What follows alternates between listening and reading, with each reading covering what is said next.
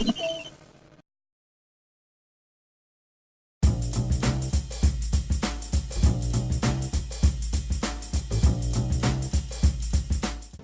everybody, what's going on? Your host, LovelyCheesePizza here. Welcome to another 15-lap jaunt around Grand Valley Speedway right here on Gran Turismo 3, the ultimate driving simulator. We're doing this backwards though, which always makes it kind of a weird thing. I never really do particularly well on this race when it involves going backwards, but the fact that it's a 15-lap race here gives me some hope that I might get a reprieve in somebody hitting the pit. Very much unlike what we had to deal with last episode, where nobody did that. But I think we're going to be okay, though. I think as long as I do this race pretty clean, I think I'll be all right. Like getting the pole position on this when I did the qualifier lap only took me one actual lap, so I'm feeling all right about my ability to handle this pretty easily. There's just a couple of segments that I have a little bit of apprehension on, and it's this area here. It's all about taking this corner and then the one right out of the tunnel. It's all about how I do those that really dictates how any given lap is going to go. But I think with that we should be okay. Yeah, see, that's the turn that gets me in trouble. If I can go right ahead and do that every time, then I think we're probably going to win this race by a lot. So that is the good thing.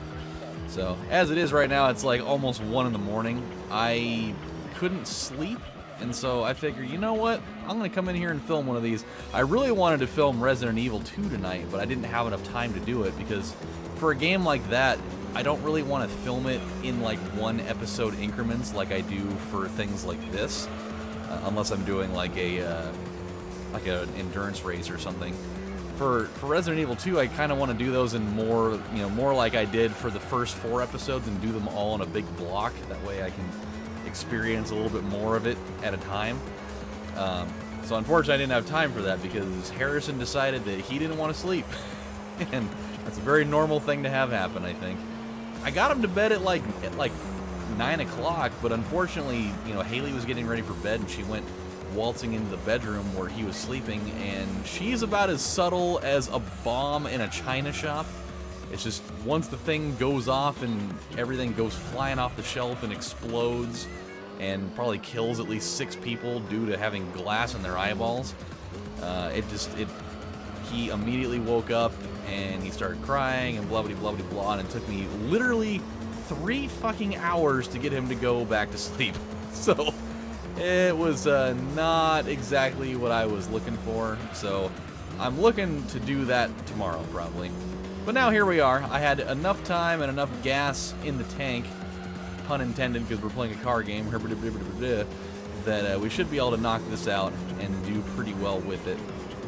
And in the meantime, I've got some stories for you that I wouldn't even have been able to really talk about in Resident Evil anyways because of the fact that, I need more focus for a game like that. And that it'll just kind of make this process a little bit easier to work with. But, so, really weird thing happened. It was about, like 3 nights ago, I think. It was right here in the office, too. And for people that have been around on this channel long enough, this might be a really weird parallel for them. If not, it's just going to be a weird thing for you to digest anyways. So I had like this really strange paranormal event happen in this office, and people that remember about 4 or 5 years ago, I was doing an update video in here. It was actually when we first moved in with my grandma after we had sold our house. I was doing an update video in here. I don't even remember what I was even talking about specifically, but while I was talking, I didn't even notice it until I had actually uploaded the video. Somebody had mentioned that they saw in the video that there was like this little disembodied like white mist that went right in front of my face. And I didn't even notice it until they had said that, and I went back and looked at the video, and lo and behold, there was totally like this little mist figure that went right in front of my face. It was fucking crazy. And after kind of deducing for a while about who that could have been, you know, we thought, you know, there's a possibility it may have been my grandfather, because, you know, I mean, he passed away about 13, 14, 15 years ago. And so at the time we thought, you know, maybe he was just wandering around. For people that actually believe in this type of thing, we thought maybe it was him wandering around, you know, seeing what I was doing, because nobody really ever spent any time in this office outside of my grandma. So we thought it was him. And but I never really had anything like that happen after that. Flash forward to, you know, to the other night. Michaela and I are in here, and we were. She was gonna game out for a little while I was working on some stuff on my computer, and we're sitting here watching Ghost Adventures on my computer while we're just, you know, eating and whatever. And I kid you not, I'll pause real quick. I'll actually bring you down here so you can see it. So down in this pile of stuff, you can see, you see where that paint can is, right in the middle. That's my my Home Alone Special Edition paint can thing there. So that thing was standing straight up. And this is going to sound really kind of nitpicky and stupid, but that thing was standing straight up, and it had been. I've had that thing sitting in that same exact spot for about a month and a half, and it hasn't moved a fucking centimeter in all that time. And we're both sitting here just minding our own business. I'm a good 2 feet away from that thing, and all of a sudden it just starts moving on its own. And by moving on, like, I don't mean that like it fucking like started levitating and then flew across the room and shit, but it went from that sitting up position to very, very slowly and unnaturally just sliding down to that on its. Oh, it's like making my skin tingle. It moved slightly down to just like this, just really, really, really slowly. Started moving like that, and I got her attention. I was like, "Are you seeing this right now?" Like, she's like, "Why is it moving like that?" I was like, "I literally didn't even touch it. Like, there's no reason why it should be doing this, because there's no fan on in here to blow it down like that. It wasn't touched by anything. Like, I didn't touch the box that it's sitting in. Like, there's just no reason for it to do that." And, you know, she's the one that's, you know, that she's clairvoyant, and she's also like very spiritually sensitive. And so is the very second that I started talking about that, she's like, "Don't move. Just don't move." She's like, "Just don't say anything." And I was like, "What? What's going on?" She's like, "There's some kind of presence in here." She's like, "I can feel it." Because I couldn't physically feel anything. To me, it was just a really weird happening. But she's like, "I can feel some type of presence in here. I can't, you know, pinpoint who it is or what it is. It's not like a malevolent type of thing, but there's some kind of like static energy in here, and it's really weird because normally I can kind of pinpoint what it is a little, but it's like I can't. It's just something's in here." She's like, "Oh, it's so weird," and she, like, and just her, like, just going back and mentioning it, it's like making my skin tingle, and it's like making my muscles like spasm a little bit just thinking about it. It's so odd because I mean, I've had so few experiences like in my life, let alone in this house, and just having something like that, and it was something so minute and simple, you know, like it wasn't like I saw a mist, or, you know, I felt like an icy cold touch on my shoulder. I saw an object in my room, in this room, that hasn't moved in close to 2 months, just randomly start moving, and it's just a really subtle thing. And then all of a sudden, you know, she feels this weird static energy right in that area. She said it's literally right where that is, and I can't pinpoint why it's there, or what it wants, or, you know, what the purpose was, but, you know, whatever it was, I guess it was trying to get somebody's attention, and it totally did. But that was it. And like just a minute or two after that, she was like, "All right, well, whatever it is, it's gone."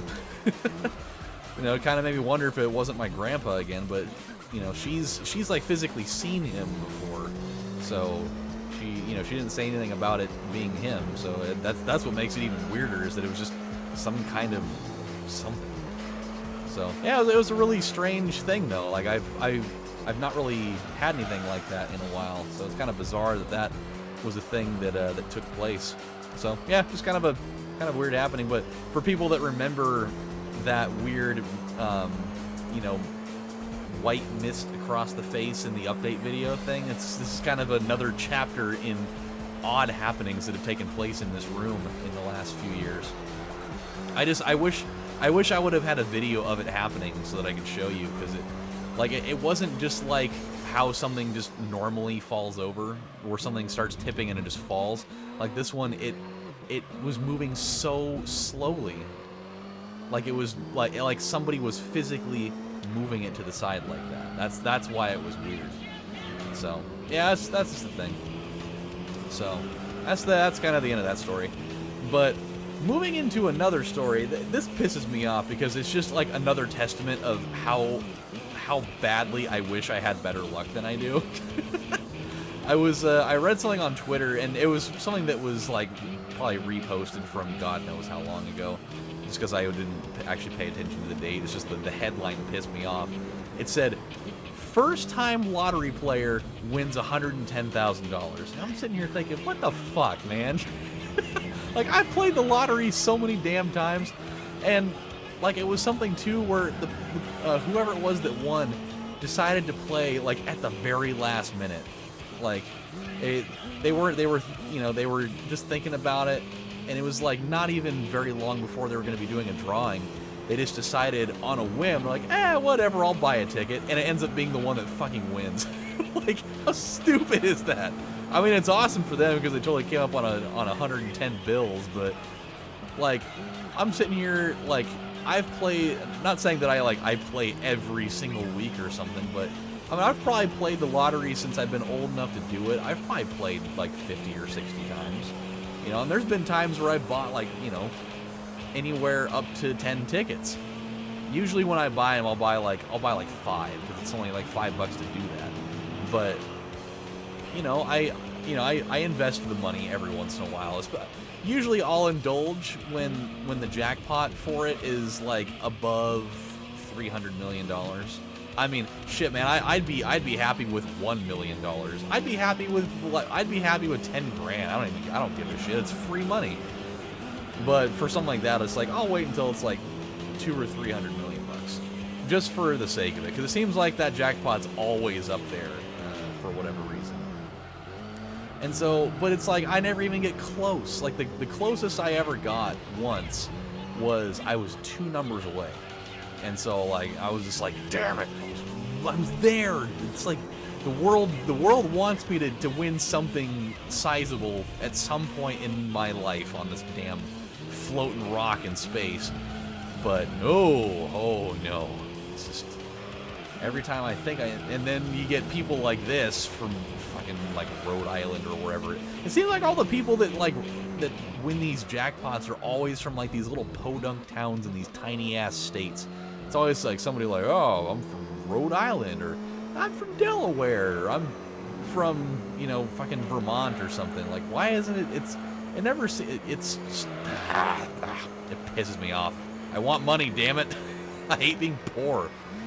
I want to be able to, you know, be financially stable, and, you know, for one, not be a family of 5 living with my parents at the age of 31. But, you know, such is life.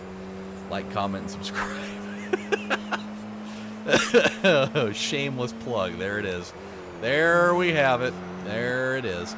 But yeah, dude, I mean, it's like, it's good for them, but one of these days, I want to be the guy that goes, you know, trudging into a 7-Eleven at the last moment after I'm going to pick up a couple of Gatorades, and be like, oh, they're doing the drawing in like a half an hour. Fuck, man, give me like 3 lottery tickets, and then have one of them be the golden ticket that not only wins me, you know, $416 million, but it also gives me passage to go to Willy Wonka's chocolate factory.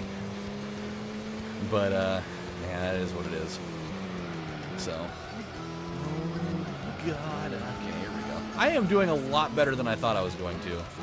But I guess that's really the benefit of doing the qualifier laps beforehand with these, because you get just a little bit of an idea of how to properly, you know, take some of those corners. I mean, if you've noticed, every race that I've done these qualifier laps on, I mean, it's drastically helped. It worked wonders on Laguna Seca. It worked wonders in the last race we did. It's worked wonders here. Because had I gone into that thing blind, you know, trying to figure it out just on the fly, the first couple of laps would have probably been a fucking disaster, and I'd probably still be trying to, you know, build my way out of it at this point. Because I know going into that big hairpin turn down there, I would have fucked it up, and I probably would have spun out, and we'd be doing literally the same thing that we did last episode, but just to probably a lesser degree because of how long this lap, how long these laps are. But you know, it's just it's nice being able to have a tournament late, you know, where I'm in the latter stages of it, where I'm still winning these by a sizable margin instead of like really scrambling every time because I just don't have the means to do it. All right, here we go. Yeah, we're doing really nicely here. I haven't even really had a near scare of spinning out yet. Knock on wood, because this tray is still not real wood. But we're moving along. I saw something really weird. Oh god, I forgot about this. Okay, so 2 stories in one here. It's actually really funny. And I've never even seen either of these things happen before. You would think with sports this would be a much more heavily occurring thing, but I saw 2 firsts in the same game, or one of them was after the game. But so I came home. Well, I was home last night, and where the hell else would I be? I guess, but I was watching the Duke and North Carolina game. Because, you know, I hate Duke, and so I love watching them lose. North Carolina's not like my team or anything, but I do like them. And so I was like, well, you know what, I'll watch because I love basketball, and it's one of my first opportunities to watch Zion Williamson play. Yeah, it's a dude named fucking Zion. It just makes me think of the Matrix. And this dude is a fucking man-child, man. The guy is absolutely a physical freak. You should do a Google search for him. The guy's he's like 6'8" and like 260 pounds, and the guy can like jump out of the fucking building. It is out of control. He is one of the most athletic human beings that I've ever seen. Like, he's basically like the reincarnation of LeBron James. Even though LeBron James is not dead, but it's like somebody like ripped off a piece of LeBron's skin and like used the cells from that to clone another human being, and just made him look different entirely. But he's got like a lot of the same skills. But I digress. So the game starts, and within 30 seconds, like they give Williamson the ball, and he's going through the key, and he dribbles, and he's going to, you know, make like a hard cut and go the other direction. And as he makes that hard cut, he plants his right foot into the floor. And I kid you not, he fucking blew out his shoe. It was the craziest shit I've ever seen. Because it happened so quickly. Like, the way it looked was that he planted his foot, and then it looked like he rolled his ankle and then tweaked his knee, because he immediately, you know, went down on the ground, and he was holding his knee. And it's like, oh shit, man, that's not good. But then when they showed the replay, they showed him plant his right foot in the ground, and there was so much force in it that he literally, his foot broke through the bottom of his shoe, and his shoe like literally went like up his ankle. It was fucking crazy. And like everybody was just like, whoa, he just blew his fucking shoe out. Like, I've never seen that happen before. Like, you would think with how many basketball games have been out there, and with, you know, the age of information and having literally every video clip of every fucking game imaginable out there, that you'd see that a lot more often. But, you know, it just, I mean, basketball shoes are pretty durable things. They can withstand a lot of beating, but that's literally the first time I have ever seen somebody just shove their foot through their shoe. And like the crazy thing, it was a pair of Nikes. Like, it was a pair of Paul George 13s, or something like that. I think they're called PG-13s because that's his nickname or whatever. And I think it was his first edition shoe. Which now it's like, God, if you're Paul George, it's like, dude, this is not a good look for my brand that one guy that's wearing a pair of these ends up fucking blowing them out on live TV. That's gonna set back my sales a little bit. And speaking of setting back sales a little bit, Nike's overall company stock, like right after that happened, dead serious, dropped like a full 1.5%, which is an astronomical amount of money to lose over one human being blowing out the bottom of a shoe. Like, I mean, it's crazy to think about. I mean, these shoes were made by the finest 5 and 6 year old Chinese kids at a factory in China.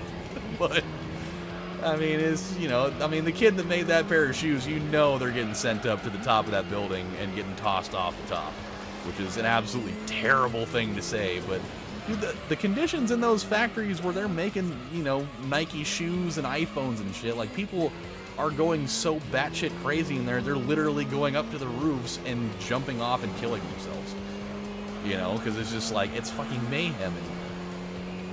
And so it would not be at all surprising if the punishment for one of these people for screwing up a shoe, even though there'd be probably no way they would even know that even happened, because I would be willing to wager that they probably do not have cable TV where they'd be watching the Duke, North Carolina game in the factory and be like, oh my god, that's fucking Jing's.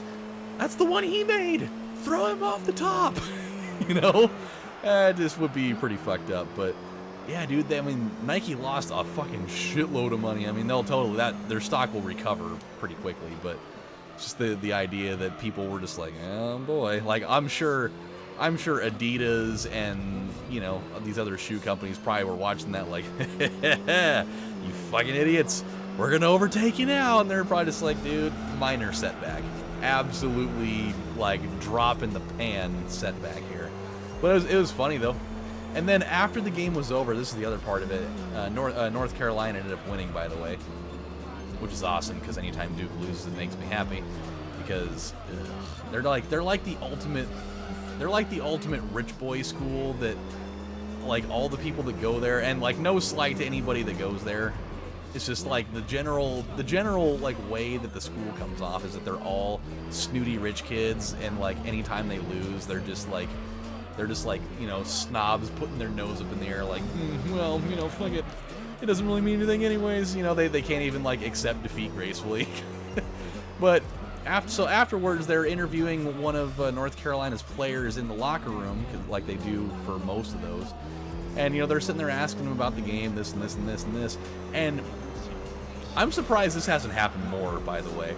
But there's a guy that's, like, totally oblivious to what's going on with all the camera crews and stuff in there, because he's just changing his clothes because he just got out of the shower or whatever.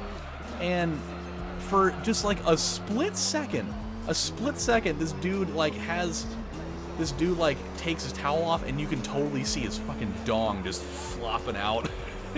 And it was like on live TV, like they didn't even have the time to fucking censor it or like break away from it. It happened so quickly, and it's just like, what the hell, man? You guys need to be a lot more careful with that. Like, you can't have total dongage just right there, and it's like almost front and center. I mean, obviously it wasn't like right there in front of the screen; it was in the back, but like anybody that was watching that fairly intently would have totally noticed it, because it ended up being all over Twitter after that, and it's just like, you gotta be fucking kidding me right now. It's so gross. But what are you gonna do? It's super funny. Like, I am surprised that particular scenario has not happened way more often than that. And it totally ran on live TV. That's the crazier part of it all.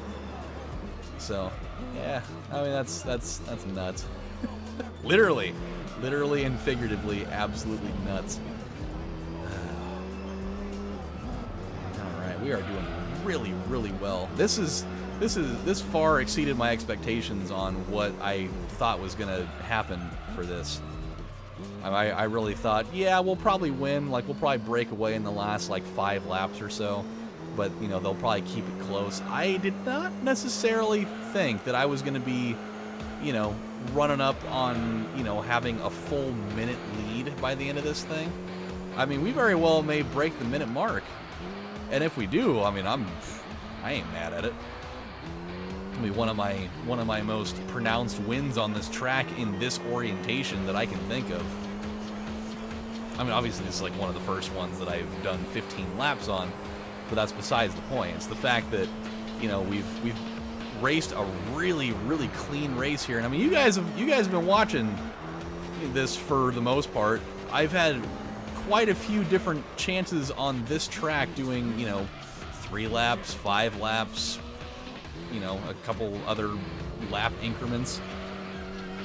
And it has not been as clean as this, and that's one reason why I really like using this car. Like, there's definitely some tracks where it's not really the best option, like when we did Special Stage Route 12. That is not necessarily the best choice for that because it's just hairpin turns everywhere.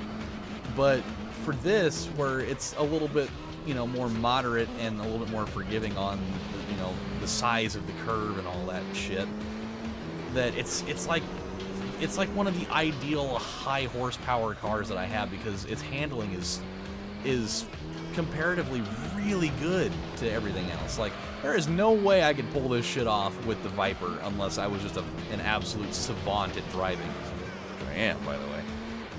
But I mean, we are really good. We're really, you know, making a stand here. And I'm really pushing to get that 1 minute lead. I don't know if I'm gonna pull it off, but I'm trying really hard to get it. I'm not sure if my tires are gonna hold up well enough for me to be able to get that in the end, because there's so many right turns there, and I think it's gonna stress it out too much. We're gonna have just a couple of turns that don't really necessarily pan out the way I want. But I mean, look at this. We're just wasting these fools. I mean, it's not even close. Okay, yeah, we're kind of losing a little bit of steam on that lead here. We had it at like 57 seconds, and now it's down to 53. Mainly because we can't take these quite as clean. We'll see, though. If I can just get a little bit more here. Come on, baby girl. There we go. Yep, still at 53. I don't think we're going to gain 7 whole seconds on this. We would have needed to be probably about 10 laps ago to be able to have that sort of thing happen. Unless somebody spins out, which is so rare to have happen, you know, without my help. You don't really find a lot of situations where these dudes are pulling donuts around a hairpin corner, unless I'm the one that's slamming them in the ass. This is good, though. Yeah, we gained a little bit there. Come on, baby. There we go.